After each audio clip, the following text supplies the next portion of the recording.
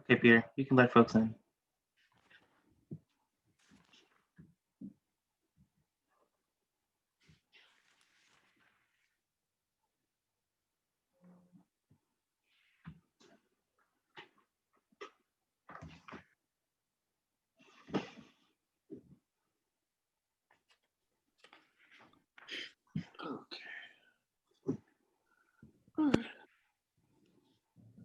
Yeah, I know.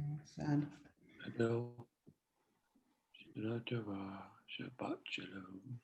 Shabbat Shalom. Shalom, Shana Tova. Shana Tova. Shana Tova. Shabbat Shalom. Oh, wait a minute. Today There's Tom. Another Tom. is my Hi, birthday. Gary. Happy birthday. Yeah. Whose birthday? Whose birthday? The world. What? Roberta, happy Oh. birthday. Thank you. Is your birthday always on the 1st of Tishrei, or is it just this year it coincides? Whose birthday? Sometimes it's on Yom Kippur, which is worse. Yeah. Uh-huh.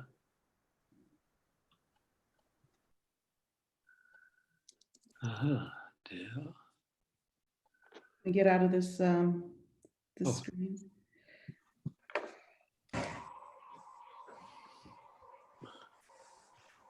Shana Tova, everybody. Shana Tova. Shana Tova. Oh, there's Alex. Roberta. Roberta's birthday. Happy birthday, everybody. Thank you. You're in good company today, celebrating with the entire world. There you go. Pretty good company. That's not what I mean. I mean, it's all right. So we should get started because there's a lot of cool stuff to talk about. Good morning, Shana Tova, Shabbat Shalom. Glad you're here. We're going to look at, I gotta make myself a little taller here. We're going to look at the traditional Torah portions that were, and Torah and Haftarah portion that were assigned for today. Not the ones that we typically read at Rodef Shalom, and maybe not even typically ones that are read in Reformed congregation, at least for the Torah portion. The Haftarah portion we do. And that has to do with the fact that we have one day in most places, and we're going to talk about that in a minute. But just to set the stage so everybody knows what the Torah portions I'm talking about are. The traditional Torah portion for the first day of Rosh Hashanah is Genesis chapter 21, which has the story of, well, Isaac being born and then Ishmael being sent out, Ishmael and Hagar. So Hagar being the slave to Sarah, who had a child with Abraham. This person's name is Ishmael. And the Torah portion centers around the conflict there and the ultimate sending off that Sarah does of Hagar and Ishmael. That's chapter 21. Chapter 22 is called the Akedah, and that is the one in which Abraham goes to sacrifice Isaac, and in the end, we know that doesn't happen. So sometimes, or I would say often in Reformed congregations, because it usually was one day celebrated of Rosh Hashanah, somehow people decided on the Akedah would be the better portion to pick, maybe because it's so dramatic. It's also pretty horrible. And so, but it's dramatic. And so people chose that one. Rodef Shalom, well, really since Rabbi Bisno has been here, we've been reading the creation story. It's another alternative in terms of it being the anniversary of the creation of humankind, actually, not the world, but humankind. So, but that's in the same period.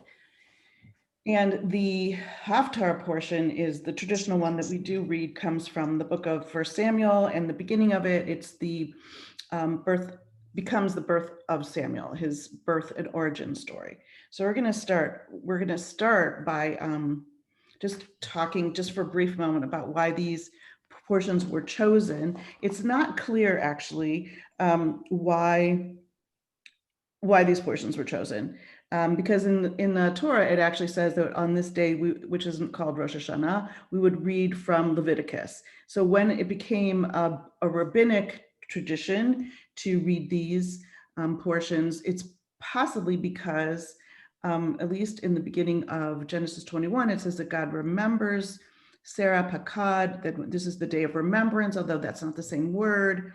So that doesn't sound like a very satisfying answer. Some have a really interesting theory that since Rabbinic Judaism and Christianity were developing at the same time, that these texts were actually, especially the Akedah, the story of the binding of Isaac was actually a Christian, it was a favorite among Christians because there's some parallels to Jesus and almost dying and then being born again. The resurrection could be around for Easter, but the birth story, a miraculous birth, if you're following me, could be a nice Christmas story. And so, so it's possible that the rabbis wanted to claim these as our own and said, no, we're going to claim these as Jewish stories. We're going to show how important they are. We're going to read them on these really important days. And so that's a possibility, a very interesting possibility about the way that they evolved. And it probably has some elements of truth to it. And then the other ones are a little bit more spiritual, and I'm going to touch on them as we go through. But one of them is that God heard Ishmael where he was, as we're going to read that. And so that's a really nice teaching about God being able to hear all of us exactly where we are and respond to us, and us being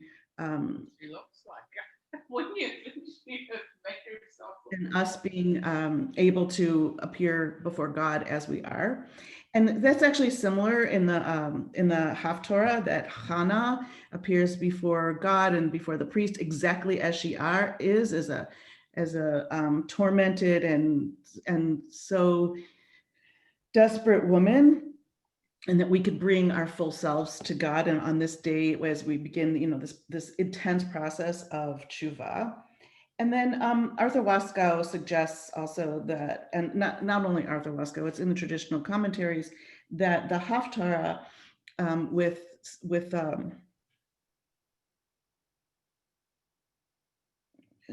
on. Well, that there's that the Haftarah with Hannah bringing her son as a priest to do service in the temple is another way to, quote, sacrifice a child, but for a purpose of service, as opposed to killing him, which is what Abraham was willing to do. So there's a suggestion. Arthur Waskow just wrote about it recently, but it's a traditional commentary that that in fact the Haftarah is a rebuke of this idea that we would ever sacrifice children by killing them. So so that's the sort of the stage. If you have comments, I would love to hear them, but because once I start sharing my screen, it's going to be hard for me to see you. So the chat, it would be a great way to either ask a question or make a comment, and the chat button is at the bottom. And there's just someone just chatted, or is that Olivia? Do you want to explain that, Olivia? I'm going to start to share my screen. Olivia said there's a reason why Jephthah's daughter isn't the Haftarah. Yeah, just thinking about all of these kind of close calls about child sacrifice, about what does God want you to give up on these days. And it turns out it's not actually the life of your child. And we have a rather terrible story in the book of Judges where somebody does give up their child and thinks that they're doing the right thing, and is certainly not doing the right thing. And so we don't have that story. We have these other stories about where the child does not end up sacrificed, and how that helps us stand apart, really. have a Then more we're positive struggling with, with right, God. so then in today's modern world, we're struggling with how we can make some meaning out of that when child sacrifice isn't anything that we do or would think about. Can I add, if I might, Sharon, that when this entered the canon in the 2nd century as the reading assigned for Rosh Hashanah, it would have been heard immediately, not just the parallels between the 3 wise men talking about a miracle birth that's taken from Genesis 21, right, to a virgin versus to a woman of 100 years, 99 years, or 90 years rather. And then the not sacrifice, which is the punchline, the denouement of the Akedah. We hear it as a man who's ready to sacrifice his child. They would have heard it as a God who did not want the sacrifice of the beloved son. And so not only was it a reclamation of it as a Jewish story, but it was a full-throated rebuke to, by the 2nd century, the Jews that had embraced Christianity. It's a polemic against, these are Jewish texts, right? Correct. And against, right, so taking them back and telling our story. So as I said, those are probably the real reasons for it, because Rabbinic Judaism and Christianity are developing around the same time. Okay, so we're gonna look briefly at the first 8 verses, because this isn't everything is happy here. And unless there's something that screams out at you, we're just gonna go through these and quickly to get to verse 9. So the Lord took note of Sarah as he had promised, and the Lord did for Sarah as he had spoken. Sarah conceived and bore a son to Abraham in his old age at the set time of which God had spoken. Again, there's a real nice Christian parallel there, but we're going to skip it. Abraham gave his newborn son, whom Sarah had borne him, the name of Isaac, Yitzchak. And when Yitzchak, his son Yitzchak, was 8 days old, Abraham circumcised him as God had commanded him. Now, Abraham was 100 years old when his son Isaac was born to him. Sarah said, God has brought me laughter. Everyone who hears will laugh with me. And she added, who would have said to Abraham that Sarah would suckle children? Yet I have borne a son in his old age. The child grew up and was weaned, and Abraham held a feast day on the day that Isaac was weaned. Now, here's where the story changes. Because up until this point, we don't have any acknowledgement of this other child. And what was he doing at the time of this great feast? Where was Ishmael? I just remember when my younger son was born and we had his bris, that my older son couldn't handle all the attention that this tiny baby was getting. And so he fell asleep on the couch right behind us, right in the middle of all these people being here. And I thought that was an interesting response. So where is the older brother, the one who's only a half brother? Where is he? So now, and by the way, he has a name. This child, his name is Ishmael. And that comes from God hearing Hagar's or someone's prayer. But he doesn't have a name. In this whole section, he is not called Ishmael. He's only called the child or the son. And that's an interesting way to make him less important, right? To sort of take away some humanness from him. Also, Hagar is clearly an outsider. Hagar means the stranger, Hagar. And not only is she a stranger, but she's from Egypt, which is where we're going to be strangers in the future. So there's it's very interesting here, how Sarah's getting rid of her, and later how we are in Egypt, and then we are finally allowed to leave. Okay, so now if you notice in this next verse, Hagar's name won't be mentioned. Sarah won't name her. So Sarah said to Abraham, cast out that slave woman and her son, for the son of that slave shall not share in the inheritance with my son Isaac. So a couple things. One is,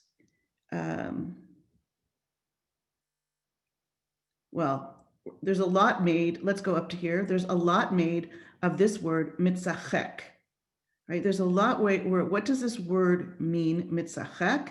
The root is from laughter, so maybe it's the same as Yitzchak, so possibly it's playing. But the rabbis are going to need to make a lot to do with this word, because ultimately this is the reason, or this is the source of the reason that Hagar and Ishmael are cast out. And up to now, we don't have any reason to why this should have happened, right? Like it's all of a sudden, everything turns on this one verse. And so the rabbi spent a lot of time thinking about what mitzachek could mean. So if you've heard any of these comments, if you know what if you know what, if you know what, I guess I can't see the chat. So someone else is gonna have to look at the chat while I'm screen sharing. Is that true? If you have any idea of what mitzachek could mean, go ahead and put it in the chat. I'm gonna give you some answers that the rabbis talk about a lot. Does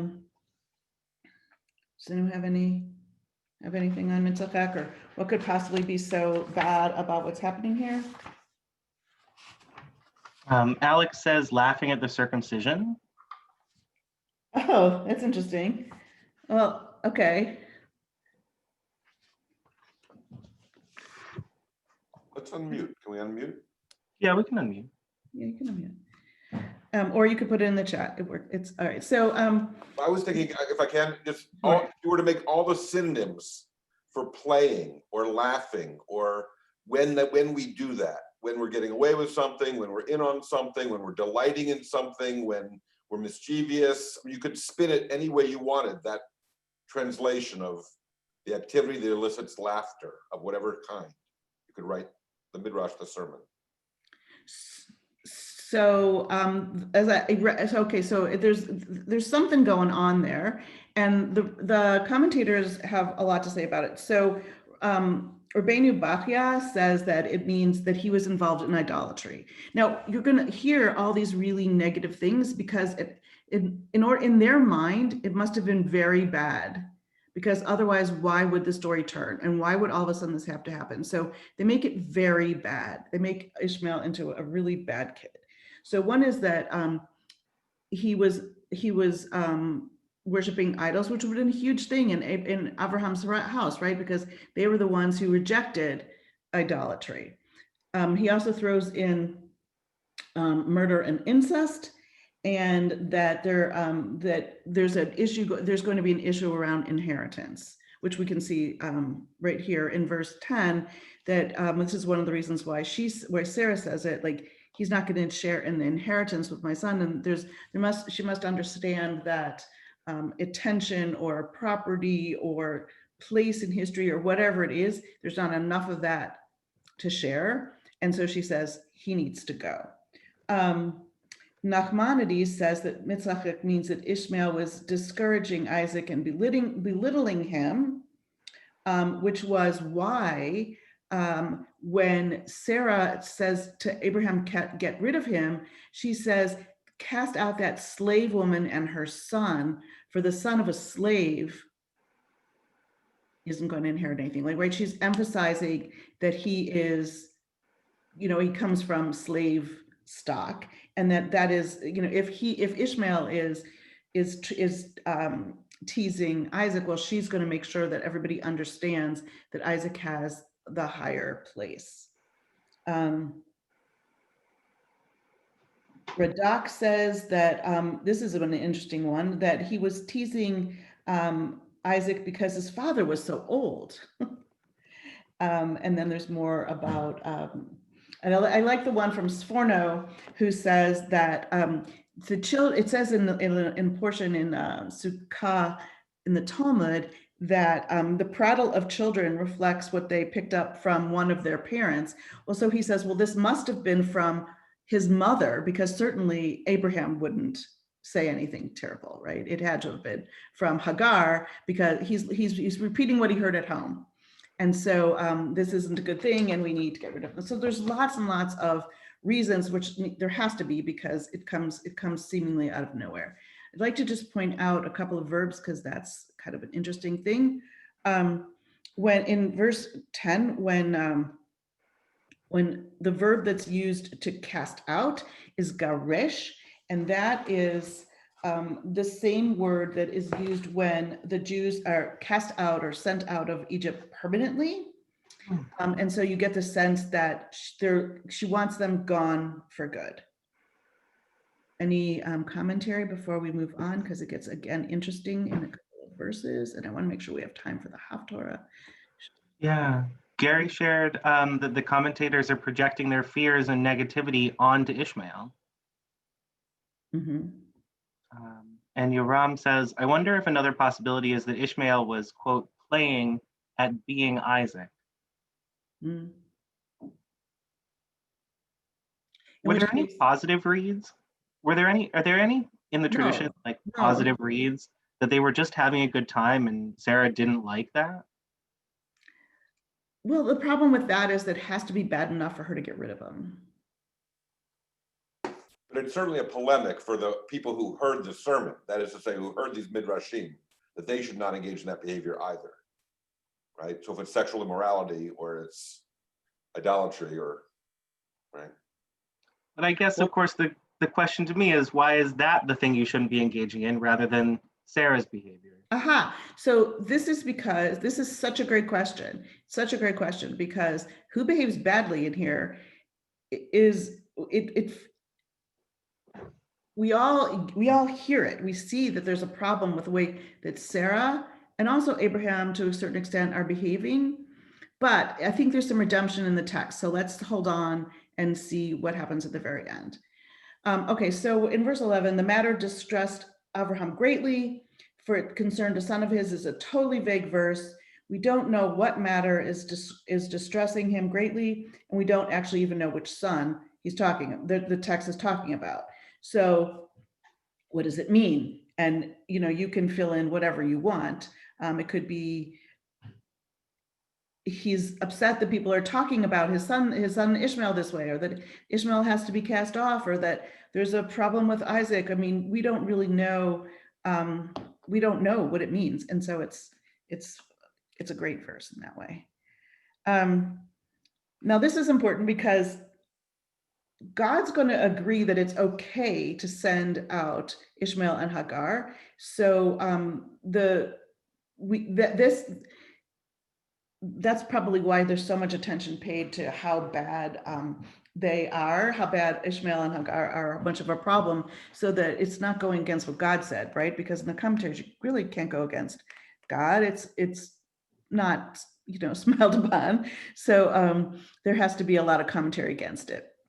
Okay, so but God said to Abraham, do not be distressed over the boy or your slave. Whatever Sarah tells you, do as she says, for it is through Isaac that offspring shall be continued for you. So there's an assurance there that it's going to be, that it's okay to do it.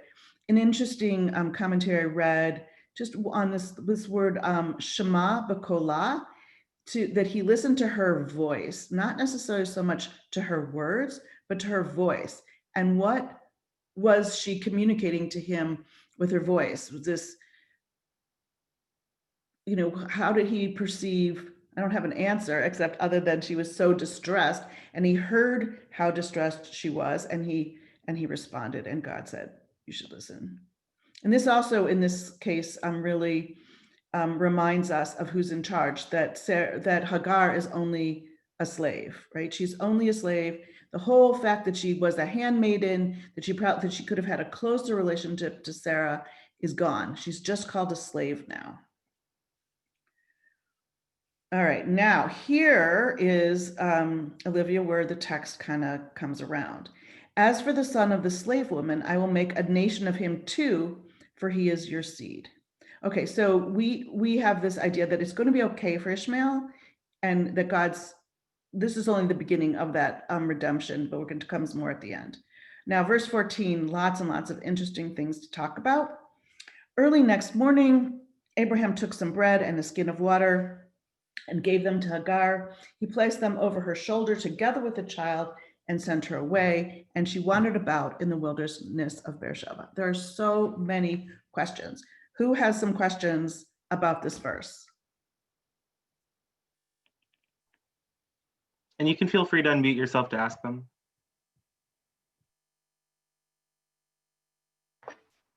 Rabbi Sharyn, is she just like to fend for herself, and she has no aim or destination to really go to? So that sounds really terrifying, right? Yeah. Okay, good. So it sounds like, where's she going to go? Good question. Tom, anyone else have any questions? Yeah, what's Ishmael's age? It's unclear, but but it's unclear. But the fact that she could be put on his shoulder, on the shoulder, is interesting, right? Like, is he small enough to be carried? Yeah. Other questions? So what we know about, there's a lot of things we know about Abraham. One thing we know is that he's got a lot of wealth. And so it seems strange that he would only give her bread and water. Like, and even just we don't know how much bread, but we know everything was carried with her, because it doesn't mention any animals, which actually brings up another question. Why was she not given animals so that she could, right? If he's so wealthy, why couldn't he have given her I don't know, donkey? Did they have them? Or some so that she could carry her food and more food for a greater amount of time. He certainly had it. And how much bread and how much, a skin of water is like, a flat, I don't know, somehow it's not very much. And so the commentators have they have a lot to say about this too.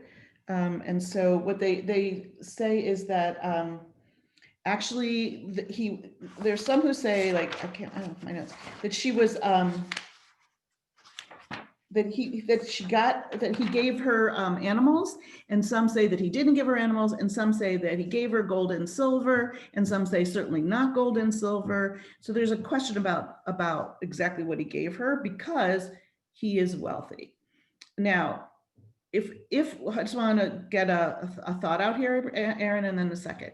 So she's from Egypt, and there's an assumption, or some people will say there's an assumption that Abraham just assumed she'd go back to Egypt. It's not really that far, and she wouldn't need that much food or that much water because they're in Beersheba, right?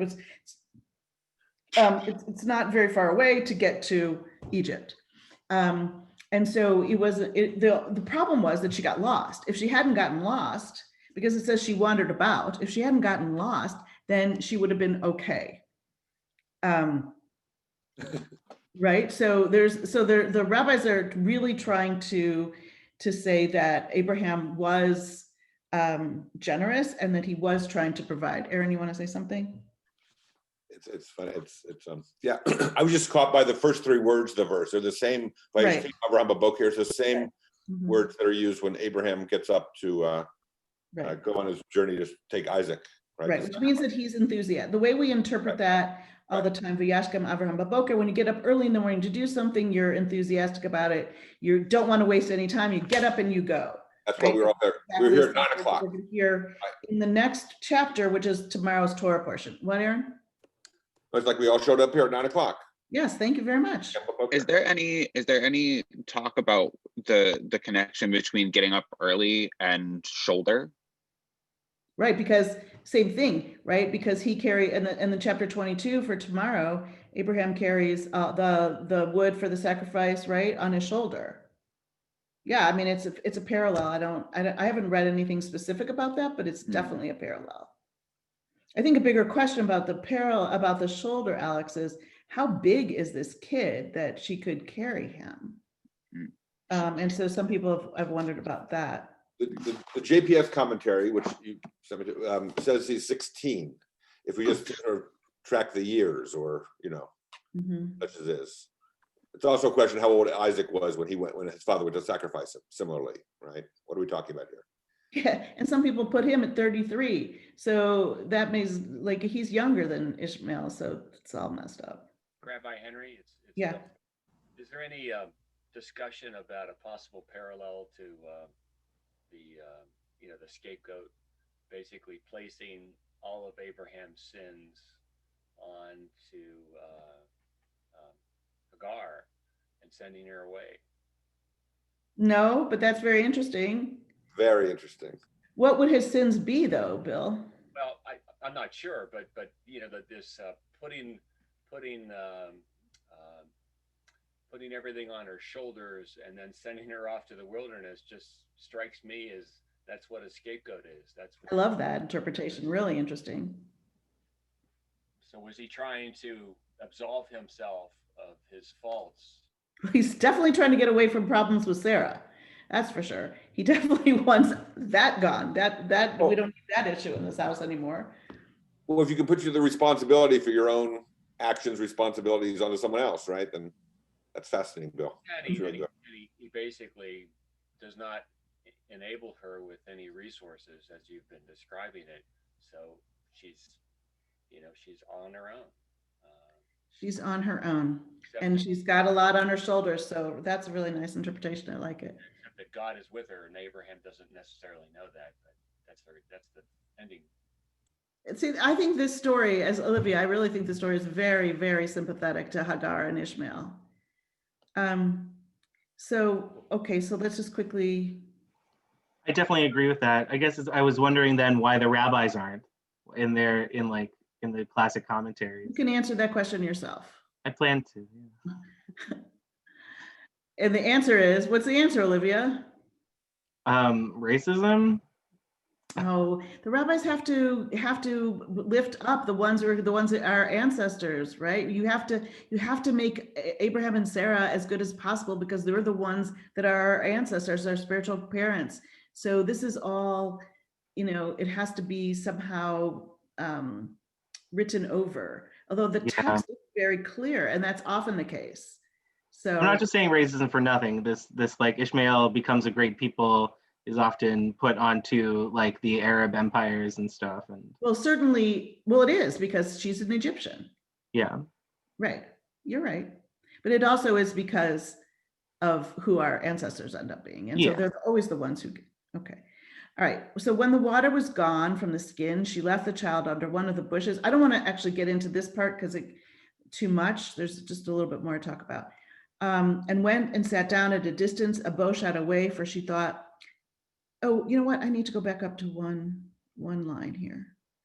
I'm sorry. In verse 14, where it says, it's not translated, but he says he sent her out.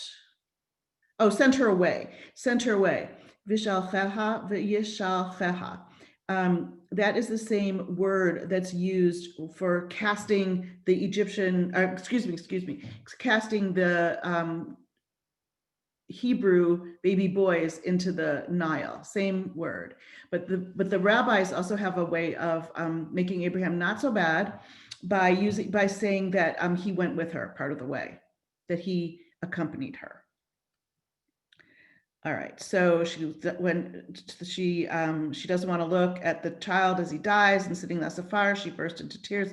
It's unclear how far she is. God heard the cry of the boy. Now, in this verse up here, he's not crying, she is, but in the next verse, God hears the cry of the boy, which I think is important because the idea that God hears the cries of the oppressed, right? So Ishmael is the one who's oppressed and God responds to Ishmael. And an angel of God called to Hagar from heaven and said to her,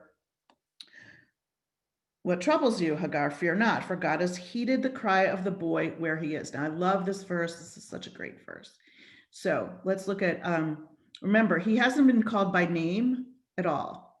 But in this verse, however, I'm just noticing the very first two words of verse 17 contain his name. Oh, you just stepped on my line. Oh, I'm so sorry. I just noticed it. I'm so sorry. You just can't help yourself. It's all right. Exactly. There his name is Ishmael, right there. God heard. So that's very important. Thank you, Aaron. So God heard, that's fine, the voice of the child, and there is his name. And it's also very important to this end of the verse where he says, Ki shema Elohim el kol hana'ar ba'asher hu sham, because God heard the voice of the child where he is. And that is, to me, it's just a really important verse about being as we are, not just coming to this holiday, coming to God, coming as we are, and being honest about that and open, and then getting the help that we need, either from ourselves or asking it from others. but being really clear about where we are and that God hears us where we are. I love that verse. I think it's a great Rosh Hashanah verse, even though the whole text doesn't really have a lot to do with Rosh Hashanah. So then at the end is a very hopeful, God, come lift up the boy and hold him by the hand, for I'll make a great nation of him. Again, Olivia, we're really coming back. We see that he ends up okay. God opened her eyes and she saw a well of water, which could possibly have been there all along. Similarly, tomorrow in the Akedah, right as Abraham is about to put the knife through Isaac, he looks up and sees a ram, right? So we, at the very last moment, we see what's possibly been there all along, different possibilities, different resolutions, different solutions to the same problem. She went and filled the skin with water and let the boy drink. And then the rest of it is he grows up and he dwells in the wilderness, becomes a bowman. He gets a wife. His mother got a wife for him. She's the only woman to do that for her son. It's usually the father's job. And so we have a happy ending for Hagar and for Ishmael.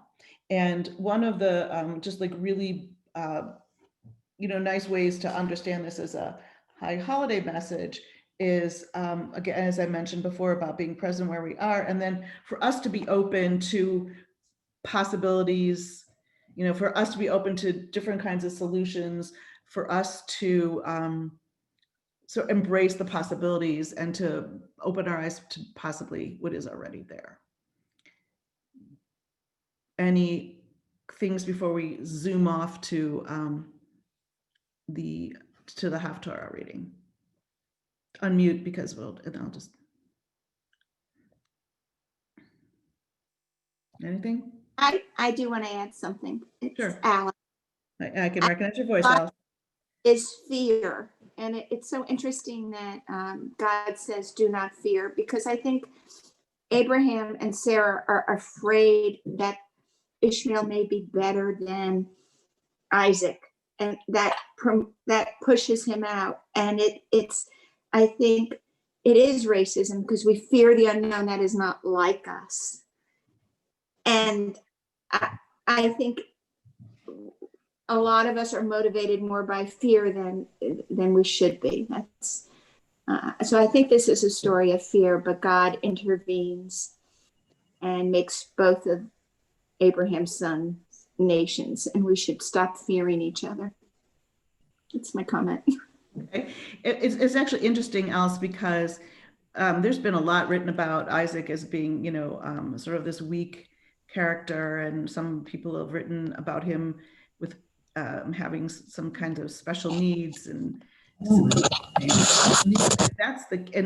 because he doesn't seem to respond to anything, especially in the next chapter when it's the Akedah, right? He just goes along willingly. And if that's the case, then you might really have a problem with comparing these two kids. One of them who is going to go off and become a bowman, and so he's obviously, strong and big, and then this sort of Isaac character who doesn't really do much of anything. So it's a good possibility. It also teaches us about so many things, so many things about parenting and being afraid of the unknown and being afraid of what's different, and so many things. Is it possible that there's a story in here about treating everyone the same, that in the end Ishmael has some success, some providence from God, as well as Isaac? So is that a possible outcome here, or a possible theme? Well, I would say that not everyone the same, but maybe getting what you need, and people developing into who they're supposed to be. So there's room. One of the things that Sarah and Abraham don't understand is that there's a limited resource, which is another problem that we have, right? There's only so much attention. There's only so much material wealth. There's only so much healthcare, whatever it is, right? That we have to make sure that we don't give it to the wrong people. And the truth is that there's enough. It might be different. you know, they're going to be different kinds of people and different nations, but there is enough when we're creative about the solution. What I like about when reading Eitz Chaim, the Drash commentary, the editor is Harold Krishner, and Harold writes particularly well about helping other people through depression, particularly with dealing with difficulties with the child, which he had in his own life. And he writes poignantly about how Hagar can be helped by holding the hand of her child. And I think what happens is that the child is helped as well. So it's sort of a self-help, mutual aid kind of relationship when you start helping other people when you're feeling depressed. So hold on to that thought, Gary, because I want to really quickly do some Samuel, because this is where she takes care of herself, which is really, really nice also. So there are examples of people who, you know, take matters into their own hands and help themselves. So we're going to talk, and let's see, it's 9:41, and I want to be done by at least, well, at the latest 9:55, so that we can get ready for the 10 o'clock Sukkah de Zimra. Actually, Olivia, do we have to go off this? We have to go off this call right now? Oh, we can stay right on it? Well, we're in the same one. Okay, cool. So we can, okay. So 1 Samuel, this is the one that we read. We're going to read about Elkanah. He has a very elaborate introduction, which means he's pretty important guy.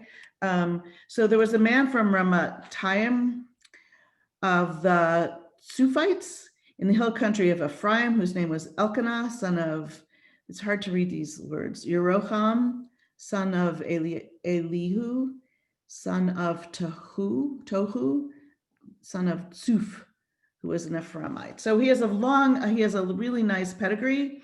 And so that makes in the sacred text like that just means pay attention to this guy, he's important. So we have all this stuff about Elkanah, where he's from and who his ancestors are. And then he has 2 wives. Nothing about where they came from, nothing about their ancestry, just he has 2 wives. They're just 2 women that happen to be married to him. That's about the important thing that the text has to say. One named Hannah and the other Penina. Penina had children, but Hannah was childless. Now, one of the things I learned early on, I think I might have even learned this in my first year of rabbinical school at HUC in Israel, was to pay attention to things like the order of names and what could that tell you. So in this case, Hannah is named first, and then Penina. But in the second half of the verse, Penina's first and Hannah is second. So there's this little, they call that chiasma. It's an X where you have Hannah, Penina, Hannah. And what the midrash on that, sorry, I keep hitting the wrong button. The midrash on that is that pay attention, because that's going to tell us something.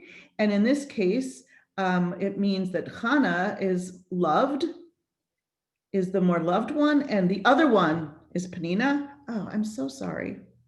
But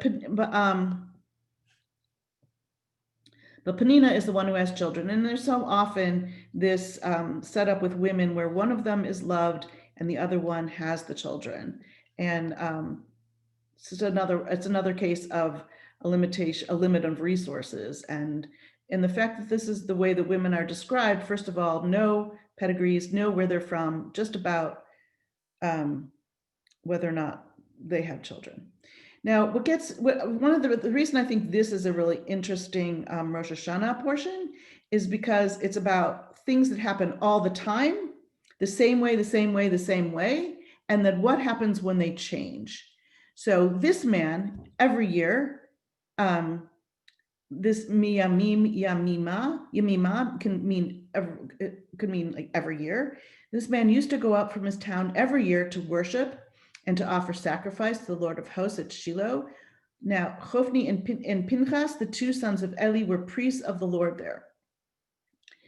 Again, we learn this as a yearly habit that they practice, that they go every year to make these sacrifices, and that these 2 sons of Eli are around. Now, what about them? Well, we don't have any information about them, although in other places we read that they were really evil, that they would prey upon the women, especially who came to worship there, and that they're really no good. They don't do anything. They don't do anything in this episode here, but they are named, and we know that they're part of this cycle. Okay, so one such day, Elkanah offered a sacrifice. He used to give portions to his wife Penina and to all her sons and daughters. But to Hannah, he would give one portion only, though Hannah was his favorite, for the Lord had closed her womb. Moreover, her rival, to make her miserable, would taunt her that the Lord had closed her womb. There are some interesting midrashim that were written by modern women about these characters, these women that taunted each other around fertility. And one of them was Hagar taunting Sarah, and one of them is Penina taunting Hannah. And it's interesting because they have, in their culture, this is what it was, to have a child was to be important, right? This happened year after year. Now, year after year, what is this fancy Elkanah doing about the fact that one of his wives is taunting another one? Absolutely nothing. Year after year, it's the same story, right? Every year. This year, it's so bad that Hannah wept and would not eat. Her husband Elkanah said to her, again, pretty clueless, Hannah, why are you crying and why aren't you eating? Why are you so sad? Am I not more devoted to you than 10 sons? Okay, so up until this place, it's the same story every year. They go up, that there's this taunting and fighting and humiliation that happens, and it just keeps happening every year. And poor Elkanah doesn't understand why Hannah is crying. But finally, things are going to change in verse 9. After they had eaten and drunk at Shiloh, in Hebrew it's Shiloh, Hannah rose. Okay, interesting, right? Something is going to change. Just like in the other portion, something happens, and everything is different. And in Hebrew, the rising is the first thing that happens. That's the beginning of the verse, and she gets up. So we know that something's going to happen, because up until this point, she just took the portions that are the portion that her husband gave us, but now something different is going to happen. She rises. The priest Eli was sitting on the seat near the doorpost of the temple of the Lord. I'm having trouble here.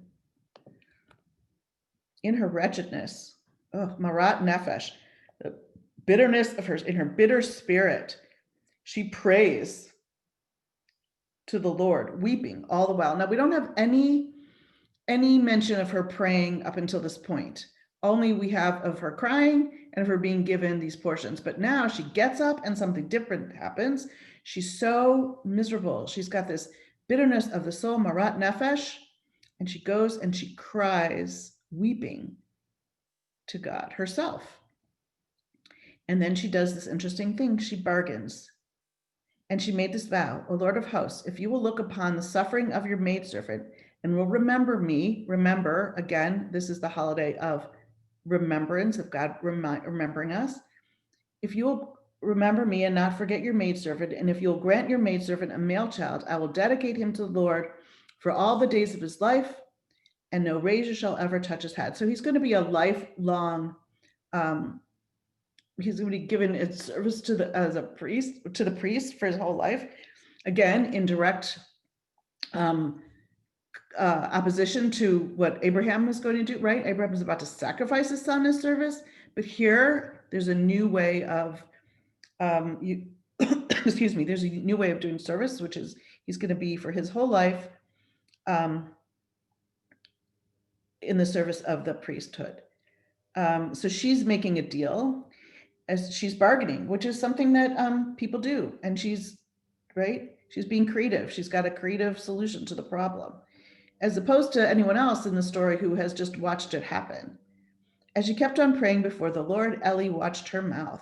Now Hannah was praying in her heart, only her lips moved, but her voice could not be heard. So Eli thought she was drunk, which is a huge problem for the priest, because remember what happens when you mix alcohol and sacrifices, right? Alcohol and fire, not a good combination. We learned that from when this went from the first sacrifices, when Aaron's sons got burnt up at a fire. The text tells us, not the Torah text, but the Midrash, that they had been drinking. So anyone who's drinking, that's a really big problem for the priest. And it's also interesting, that's the only thing he could think of, right? He didn't see how miserable she was, but he thought, oh, okay, well, she's drunk because she's not talking. I should mention, so this is an example of him not noticing, but later, but in another way that this carries on is that the way that we pray, hit palel, the same verb, the way that we pray in the Amidah, the rabbis modeled on her prayer, which is lips moving, but not talking out loud, just sort of a whisper. And you'll hear people, particularly more traditional places, praying that way. Eli said to her, how long will you make a drunken spectacle of yourself? Sober up. And Hannah replied, oh no, my lord, I am a very unhappy woman. I have drunk no wine or other strong drink, but have been pouring out my heart to God. So I learned this with a Rabbi Tali Adler, who's a Orthodox rabbi, woman rabbi, really fabulous, great teacher. And she says, you could read this where it says, oh no, my lord. You could read this as lo Adoni, as in you are not my lord, which I really liked. So she explains to him, you know, I've been, okay, do not take your maidservant for a worthless woman. I have only been speaking all this time out of my great anguish and distress. Then go in peace, said Eli, and may the God of Israel grant you what you have asked of him. You're most kind. She left, she ate, she goes home. And she could see, she and Elkanah conceive Samuel. And Samuel is the one. Now, she also, I just want to mention, Samuel is the one who's going to be given to the priest for lifelong service.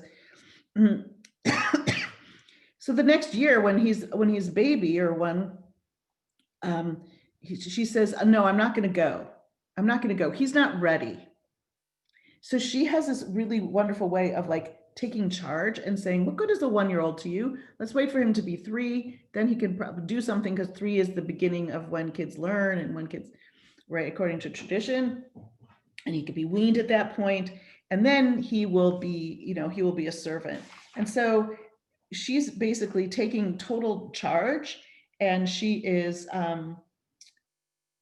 she's being open, right? She's not hiding her feelings. She's being who she is, and she's standing, in some ways broken, although I'm having trouble with that word. She's at least bruised and battered, and she's standing before God, and her prayers are answered, which isn't to say that all of our prayers are going to be answered, but this is a really good model for us. And I'm going to close with this because it's just about time for other service. This is a good model for us, just in terms of searching for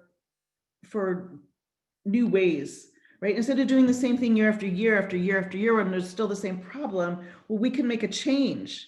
We can make a change, and we can see new possibility. And just as Hagar opened her eyes and saw there was water and saw there was a solution, there's possibility, right? In this episode with Hannah, she opens herself up, and she finds a way to, she finds a solution, and she finds a way to, I don't know, it's just like to appear who she is and to ask for help in this really beautiful, beautiful way. So I guess my last word for us this morning is that when we're open to possibility, then we can birth new worlds. You know, it's the birthday of the world, the birthday of humankind. So let's us be open to ways that we can birth new worlds. Shana Tova, thank you so much for being with me this morning. Hang on, because in like 2 minutes or 3 minutes, we're going to have the first part of the morning service. So Shana Tova, Shabbat Shalom. Thank you, everyone. Come back next time for Yom Kippur Torah and Haftarah study.